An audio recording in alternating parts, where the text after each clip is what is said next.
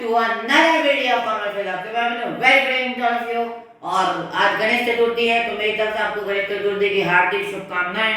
और मैं आपकी उम्मीद करूंगा कि आप गॉड गणपति को अपन बोलते हैं कि उनके पास सबसे ज़्यादा विद्या बुद्धि है, तो अपन उनसे बोलते हैं कि प्लीज़ हमारे बच्चों को विद्या बुद्धि का वरदान दीजिए। मैं भी आप लोगों से वो करूँगा कि आप लोगों को विद्या बुद्धि का अच्छा सा वरदान मिले। As my you are my friend brother and sisters, ठीक है। मैं गणपति भगवान से यही प्रार्थना करूंगा कि आपको पूरी विद्या बुद्धि और हैप्पीनेस आपकी लाइफ में दें, ठीक है। ये हो गई आपकी गणेश चतुर्थी आज, ठीक है। अच्छे से मनाना, पढ़ाई भी करना साथ साथ, ठीक है।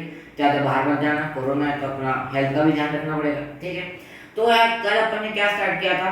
कल अपन ने दो डिफरेंट टॉपिक स्टार्ट किया था 4 मार्क्स वाले क्वेश्चंस के लिए, जिसका अपन बोलते हैं कॉस्ट ऑफ मटेरियल कंज्यूम, ठीक है। उससे रिलेटेड अपन ने क्वेश्चन नंबर 21 भी करा था। अब आज अपन ने ना क्वेश्चन नंबर 23 करने वाला है। अब क्वेश्चन नंबर 22 क्यों स्किप किया मैंने वो भी एक बार अपन देख लेते हैं। सी क्वेश्चन नंबर 21 और 22 में ना सिर्फ एक डिफरेंस है, और वो क्या डिफरेंस है? क्वेश्चन नंबर 22 उससे भी ज़्यादा सिंपल है 21 से, और वो क्यों ये देखते हैं। यह है ना, मैंने आपको जैसे बताया था कि अगर इफ आपको परचेज दे रखा हो तो आपको क्रेडिटर्स इग्नोर करने हैं। क्यों इग्नोर करने हैं? क्योंकि परचेज में पहले से ही आपके पास क्रेडिट परचेज भी आ जाता है और कैश परचेज भी आ जाता है, तो आपको यहाँ क्रेडिटर्स लिखने की जरूरत नहीं है। मतलब इसने पहले से एडजस्ट करके दे दिया कि अमाउंट पेड के साथ में क्रेडिटर्स अगर ऐड करोगे तो आपके पास परचेज इतना आ जाएगा। आपके पास परचेज दे रखा है, ओपनिंग स्टॉक दे रखा है, क्लोजिंग स्टॉक दे रखा है, तो ओपनिंग स्टॉक में प्लस कर दोगे और क्लोजिंग स्टॉक माइनस कर दोगे। बस इतना आपको काम करना है, यहाँ आपको क्रेडिटर्स को इग्नोर करना है। ये सिर्फ आपको कंफ्यूज करने के लिए दिया गया है। तो क्वेश्चन नंबर 22 में आपको पकी पकाई खिचड़ी मिल रही है, बस आपको क्या करना है, उसको खाना है। बट आप उसमें अलग से अपने मसाले डालोगे, अलग अपना नमक डालोगे, तो ये थोड़ा डिफिकल्ट हो जाएगा, ठीक है। अपन को जितनी हो सके उतनी आसान चीजें बनानी है, ठीक है। तो क्वेश्चन नंबर 22 बहुत सिंपल है। बस आपको क्या करना होगा, जो आपका स्टॉक मटेरियल परचेज दे रखा है सीधा सीधा 4,94,000, उसमें प्लस करोगे 87,000 और लास्ट में माइनस कर दोगे 1,07,000। क्रेडिटर्स इसमें नहीं लेना। क्यों नहीं लेना? क्योंकि आपको परचेज पहले से ही दे दिया है यहाँ पर, और परचेज में क्रेडिट परचेज और कैश परचेज दोनों इंक्लूड है, इसलिए क्रेडिटर्स इंक्लूड करने की जरूरत नहीं है। इतना समझ में आ गया? क्वेश्चन नंबर 22 आपके लिए मैं छोड़ रहा हूँ। मुझे पूरी उम्मीद है आप, मुझे पूरा बिलीव है आप पे कि आप क्वेश्चन नंबर 22 खुद से एक बार ट्राई करो। नहीं आए तो प्लीज मेरे से पूछिएगा, ठीक है। हम यहाँ पे आपके 24 घंटे तत्पर है यहाँ, ठीक है। अब आ रहा है क्वेश्चन नंबर 23 जी। क्वेश्चन नंबर 23 में ना दो चीजें एक्स्ट्रा में दे रखी है। क्या कहती है? दो चीजें एक्स्ट्रा दे रखी है। क्या क्या दे रखी है वो अपन देखते हैं।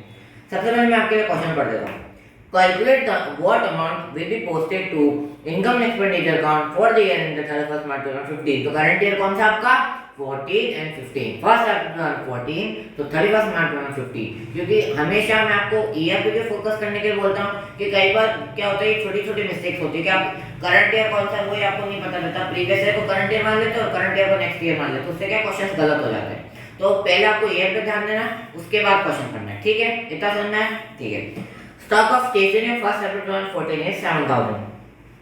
2014 मतलब ईयर के स्टार्टिंग में आपको जो स्टॉक दे रखा है ना स्टेशनरी का, पहले मेडिसिन वाला करा था अपन ने और आज स्टेशनरी वाला कर रहे हैं। तो स्टेशनरी का इसमें स्टॉक तो दे रखा है ना, कौन सा स्टॉक है वो है ओपनिंग स्टॉक। ओपनिंग स्टॉक क्या होता था? तो साल में आपके पास स्टार्टिंग में जितना भी स्टॉक पड़ा रहता था, जैसे रॉ मटेरियल का, या फिर अगर आप इलेक्ट्रॉनिक्स का बिजनेस में हो तो आपके पास टीवी रेफ्रिजरेटर जितने भी स्टॉक पड़े रहते थे, तो उसको अपन क्या नाम देते थे? आपने ट्रेडिंग अकाउंट में भी करा है, अपन सबसे पहले यही तो लिखते थे टू ओपनिंग स्टॉक। तो ओपनिंग स्टॉक क्या था वहाँ पे? जो आपके पास स्टार्टिंग में जितना भी सामान अगर पड़ा हुआ है, रॉ मटेरियल पड़ा हुआ है, उसी को तो बोलते हैं ओपनिंग स्टॉक। तो ये 7,000 दे रखा है ना, उस ओपनिंग स्टॉक दे रखा है, ठीक है। इतना आपको आइडेंटिफाई करना आना चाहिए, ठीक है। Creditors for stationery first April 2014 ये ओपनिंग क्रेडिटर दे रखे हैं। अब इसका भी अपन एडजस्टमेंट करेंगे। अब थर्ड पॉइंट और सिक्स्थ पॉइंट ये आपका इसका एक्स्ट्रा दे रहा है। एक्स्ट्रा का मतलब क्या है कि ये एडवांस वाला जो पॉइंट है ना वो सब्सक्रिप्शन में आ चुका है। अपन इसको पहले सब्सक्रिप्शन में भी करते थे, बट यहाँ पे क्या होगा, यहाँ पे आपको स्टेशनरी के लिए आ रहा है। देखते हैं क्या है। Advance paid for stationery carried forward to first April 2014 ये ओपनिंग एडवांस दे रखा है। इसका जब अपन आएंगे एडजस्टमेंट तब सीखेंगे। स्टॉक ऑफ स्टेशनरी 31 मार्च 2014 ये आप क्लोजिंग स्टॉक दे रखा है। साल के एंडिंग में आपके पास जो स्टॉक पड़ा है उसको क्लोजिंग स्टॉक बोलते थे अपन, ठीक है। फिर आप creditors for stationery on 31 March 2015 ये आपका क्लोजिंग क्रेडिटर दे रखा है। जैसे ओपनिंग दे रखा था वैसे क्लोजिंग में दे रखा है। Advance paid for stationery on 31 March 2015 ये क्लोजिंग एडवांस है। अब इसका भी क्या होगा वो भी देखते हैं। And amount paid for stationery during 1415 42,000। अब देखो 20 क्वेश्चन में क्या करना है आपको। सबसे पहले आप यहाँ पर 42,000 ऐसा अमाउंट पे लिख दोगे जैसा मैंने लिखा है। अपन यहाँ पे बोर्ड पे सॉल्व करेंगे, पर इससे मैंने आपको ये दो चीजें जो एक्स्ट्रा है ना एडवांस की वो समझा देता हूँ। सबसे पहले आप लिखोगे अमाउंट पेड फॉर स्टेशनरी। आप इसको क्यों लिखोगे? क्योंकि आपको परचेज नहीं दे रखा है। क्या नहीं दे रखा है? परचेज नहीं दे रखा है। तो परचेज नहीं दे रखा है इसका मतलब क्या हुआ? आपको सबसे पहले अमाउंट पेड के साथ में यहाँ पर नेट परचेज निकालना पड़ेगा।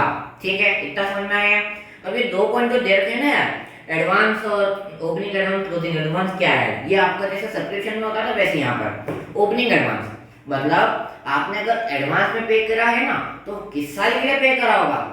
ठीक है, मतलब जैसे मैंने आपको एडवांस में इसी साल पे कर दिया तो कब के लिए पे किया होगा? मैंने पिछले साल का किया होगा। समझ में आ रहा है? देखो यहाँ पे क्या लिखा हुआ है, advance paid for stationery carry forward 1/1/2014। ठीक है, मतलब at the beginning of the year 1 April 2014 में मैंने आपको क्या किया? एडवांस के लिए पे कर दिया। तो एडवांस के लिए मैंने कब का पे किया होगा वो? ठीक है, ये तो मैंने बिगिनिंग ऑफ द ईयर में किया है, पर बिगिनिंग ऑफ द ईयर में कब के लिए किया मैंने? For which year? कब के लिए? तो कब के लिए किया मैंने? वो करंट ईयर के लिए किया है। पिछले साल पे किया ना तो कब के लिए क्या होगा? करंट ईयर के लिए पे किया होगा। तो करंट ईयर की एक्सपेंडिचर है, जैसे आपके लिए वहां पे सब्सक्रिप्शन इनकम होता था, ये आपके लिए एक्सपेंडिचर है तो आपको पे करना है, तो आपने पहले ही एक्सपेंडिचर पे कर दिया। इसको अपन और क्या बोलते थे? फटाफट बताओ। हाँ, प्रीपेड एक्सपेंसेस बोलते थे। तो आपने स्टेशनरी पहले पे कर दिया तो ये क्या होगा? प्लस होगा ना, क्योंकि अपन यहाँ पे क्या करते हैं? इनकम एक्सपेंडिचर करंट ईयर के लिखते हैं। और 14 में अगर पे किया तो आपके लिए किस लिए पे किया होगा? अपने इस करंट ईयर के लिए पे किया होगा, तो ये होगा ऐड। समझ में आया? बहुत इजी है, सब्सक्रिप्शन जैसा ही ये भी है, इसलिए कोई यहाँ पे टेंशन लेने की जरूरत नहीं है। ठीक है, ऐसे ही देख लो, advance paid for stationery in 31 March 2015 मतलब आपने साल के एंडिंग में, मतलब अगर मैं आपको साल के एंडिंग में, अभी चल रहा है 21-22, तो अगर मैं आपको 31 मार्च 2022 को कोई अमाउंट पे करता हूँ तो वो कब के लिए पे करूंगा?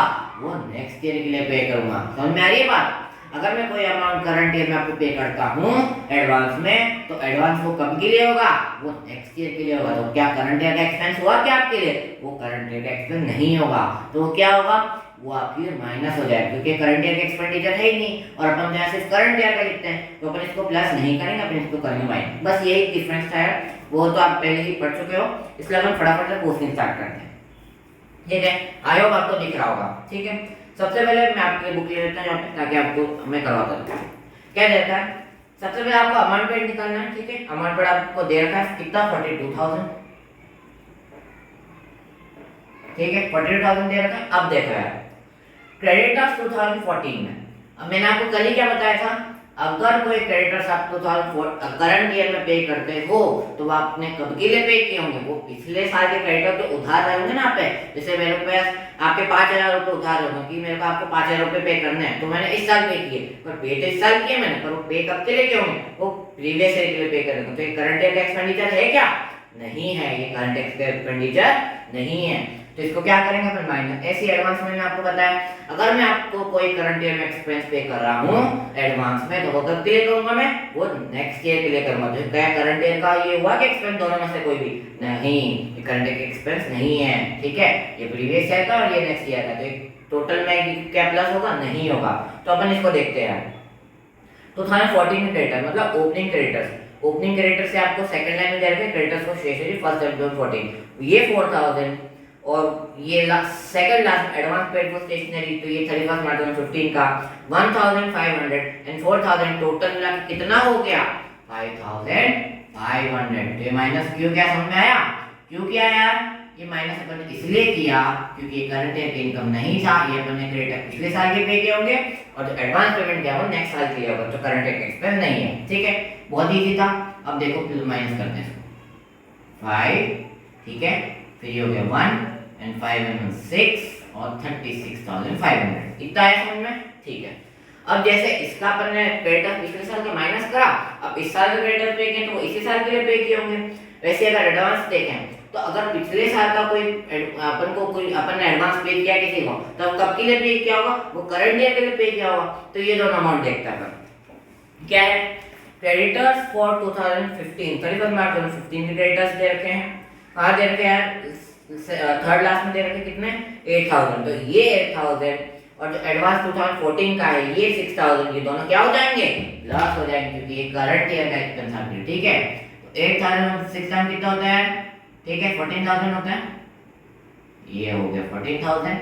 तो कितना हुआ ये 0 0 5 6 and 4 10 3 1 4 5 50,500। तो इस 50,500 का आप क्या बोलोगे, फटाफट बोलो मेरे साथ। हाँ इसको बोलोगे नेट परचेज। मतलब आपने कौन सा अमाउंट निकाल लिया, आपने वो अमाउंट निकाल लिया जो आपने इस साल में करंट ईयर में पर्टिकुलर ईयर में आपने परचेज करा हो। अब ये परचेज में कौन कौन सा आ सकता है, कैश परचेज भी आया है, ठीक है कैश परचेज कौन सा 42,000 एंड क्रेडिट परचेज है जो क्रेडिटर्स लिया था अपन ने वो भी आया, ठीक है। एडवांस अपन ने इसलिए लिया क्योंकि ये भी तो इसी साल का अपन पे कर रहे हैं ना, जिसको अपन ने प्लस कर दिया और वो पिछले साल के लिए पे किया था, नेक्स्ट ईयर के लिए पे किया था, इसलिए 5,500 माइनस किया, ठीक है। अभी आपने नेट परचेज। अब बहुत ही स्टोरी आपकी सिंपल होगी। कैसे स्टोरी सिंपल होगी, ओपनिंग स्टॉक प्लस करेंगे क्योंकि आपके पास पहले जितना भी सामान पड़ा था वो सामान और जो अभी इस साल में आपने खरीदा है ये टोटल हो जाएगा आपके पास सामान। जैसे मैंने आपको कल बुक का एग्जांपल बताया था, क्या बताया था, एक बुक आपके पास पहले से थी, 3 आपने और परचेज कर लिए, तो कितनी बुक्स हुई आपके पास, 4 बुक्स हुई कि नहीं हुई। तो वही है कहानी है। 50,500 आपने इस साल में परचेज किया। ओपनिंग स्टॉक आपके पास पहले से ही पड़ा हुआ था। कितना पड़ा हुआ था ओपनिंग स्टॉक, पहली लाइन में देखा देखो 7,000 रुपीज। तो इसको अपन प्लस करेंगे, फटाफट करो मेरे साथ। 7,000 कितना है ये 57,500, ठीक है इतना है। तो 50,500 अपन इसको ऐसा कोई टेक्निकल वर्ड नहीं है इसके बोलने के लिए, बट अगर आपको समझना हो ये इजी वे में तो अपन इसको क्या बोल सकते हैं, अपन इसको बोल सकते हैं कि टोटल स्टॉक कितना है आपके पास, समझ में आ रहा है। मतलब साल के स्टार्टिंग में जितना स्टॉक था और अब कितना खरीद लिया, तो ये दोनों मिलके टोटल स्टॉक हो जाएगा ना आपके पास। कि आपके पास साल के स्टार्टिंग में आपके पास पड़ा हुआ था 7,000 का स्टॉक पड़ा हुआ था स्टेशनरी का, और आपने during the year current year में 50,500 का स्टॉक परचेज कर लिया, तो टोटल स्टॉक हो गया ना आपके पास, समझ में आ रहा है ना, ठीक है। अब क्लोजिंग स्टॉक देखो, क्लोजिंग स्टॉक कितना दे रखा है, ये दे रखा है आपको 3,000 रुपीज। मतलब कि आपके साल आपने खरीद इतना तो आपके पास टोटल स्टॉक हुआ 50,500 आपके पास टोटल स्टॉक हो गया। But at the end of the year में आप क्या जाके देखते हो कि एंड ऑफ द ईयर में सिर्फ और सिर्फ आपके पास कितना बच गया, 3,000 बच गया। तो 3,000 माइनस करेंगे ना, माइनस कर दिया है तो कितना हो गया 54,500 एंड रुपीज। आप रुपीज यूनिट लगाना मत भूलना, ठीक है, इसके भी मार्क्स होते हैं। तो टोटल 54,500 का स्टॉक आपने इस साल में कंज्यूम कर लिया। समझ में आया, नहीं है समझ में आया तो वापस देखो एक और बार समझाना। 42,000 है आपके पास, आपने अमाउंट पे कर दिया था, कैश में परचेज किया था, बट आपको जब परचेज निकालना होता था आप क्रेडिट भी लेते हो, तो आपने क्रेडिट जैसे अपन ने कल प्लस किए तो कल माइनस किए वैसे ही कर दिया। बट एक्स्ट्रा कंपोनेंट क्या है, एडवांस पेमेंट। और एडवांस पेमेंट क्या होता है, अगर आपने पिछले साल मतलब 2014 यहाँ पे पिछला साल है, तो अगर आपने उस समय कुछ पे किया है ना, तो कब के लिए पे किया होगा, वो इस साल के लिए पे किया होगा, तो क्या हो जाएगा प्लस हो जाएगा। और वैसे क्रेडिटर अगर आपने इस साल पे किए तो होंगे किसी साल के लिए तो प्लस हो गया। वैसे एडवांस पेमेंट आपने इस साल को पेमेंट किया तो कब के लिए क्या होगा, वो नेक्स्ट ईयर के लिए पेमेंट किया होगा, इसलिए अपन ने इसको कर दिया, ठीक है। अब ये टोटल आपके पास आ गया नेट परचेज। अब ये नेट परचेज क्या है कि आपने इस ईयर में इतना सामान खरीदा। अब ये खरीदने में दोनों आ सकता है, आपने इसको कैश में परचेज किया है और इसमें क्रेडिट परचेज भी इंक्लूडेड, ठीक है, दोनों इसमें इंक्लूडेड है। अब देखो 50,500 आपके पास में परचेज किया था और साल के स्टार्टिंग में मतलब 1 अप्रैल 2014 को आप देखते हो तो आपके पास में 7,000 का स्टेशनरी, मतलब जो स्टेशनरी के सामान होते हैं पेन पेंसिल रजिस्टर कॉपी वगैरह ये सब स्टेशनरी में आते हैं, ठीक है। तो साल के स्टार्टिंग में 7,000 रुपीज का स्टेशनरी आपके पास पहले से ही पड़ा था, साथ में आपने पूरे during the year current year में कितना परचेज कर लिया 50,500, ठीक है, प्लस किया तो कितना है 57,500। अब टेक्निकल के लिए कोई इसके लिए वर्ड नहीं है, बट अगर आपको समझना है तो इसके लिए और क्या बोलते हैं इसको, अपन इसको बोलते हैं कि मेरे पास टोटल स्टॉक कितना हो गया। साल के स्टार्टिंग में वो भी स्टॉक था, अपन ने परचेज कर लिया, वो भी स्टॉक किया है, तो स्टॉक इंक्लूड हो गया ना दोनों का, तो टोटल स्टॉक हो गया।